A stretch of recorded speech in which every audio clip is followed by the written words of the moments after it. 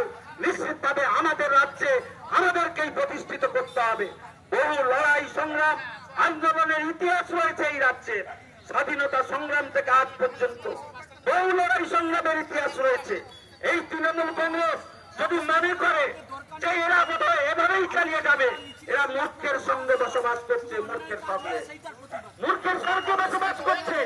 দলের নিয়মে এই তৃণমূল কংগ্রেস আর থাকবে না, এই দলটিও থাকবে না। যেভাবে বাংলা কংগ্রেস কেউ আর করে না, আগামী দিনে তৃণমূল কংগ্রেস নামক দলটিও থাকবে না, শুধু সময়ের অপেক্ষা।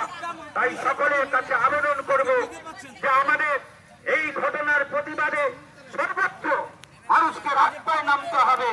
এভাবে পথ চলা যায় না, এভাবে সমাজ এগিয়ে যেতে পারে না। গোটা রাজ্যকে পেছনের দিকে নিয়ে যাচ্ছে। কোথায় আমরা যাব? পুলিশ প্রশাসনের কাছে যাব? পুলিশ প্রশাসন ভয়ে কাঁপছে, অনুব্রতের শাসা নিতে কি বলবে বুঝে উঠতে পারছে না। পুলিশের কর্তারা ভয়ে কাঁপছে।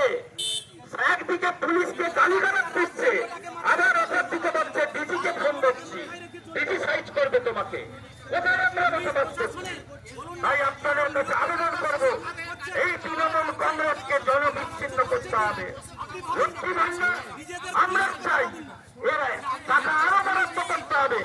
জিনিসপত্রের মূল্য বৃদ্ধি বেতন দিয়েছে, 1 টাকা বৃদ্ধি করতে হবে। আমরা এই প্রতিবাদ না, লক্ষ্মী ভান্ডার থাকুন, আমরা চাই 1 টাকা আরো বৃদ্ধি করতে হবে। অতএব এটার জন্য তৃণমূল কংগ্রেস ক্ষমতায় থাকবে, না হলে বোধহয় না। সাধারণ মানুষের মধ্যে যদি ভুল হতে থাকে এটাকেও দূরীকরণ করতে হবে, কারণ এটা সরকারি প্রকল্প, সেই রাজ্যে এই প্রকল্প বজায় থাকবে।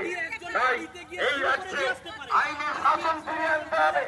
পুলিশ প্রশাসন এরকম যেভাবে সক্রিয় হয়েছে আমরা খুশি হতাম সেদিন রাষ্ট্রে যখন অনুব্রত মল্ল এক পুলিশ আধিকারিককে অসত্য ভাষায় গালিগালাজ করে। আমরা সমাজে এরকম খারাপ ভাষায় গালিগালাজ করতে কাউকে শুনিনি। যদি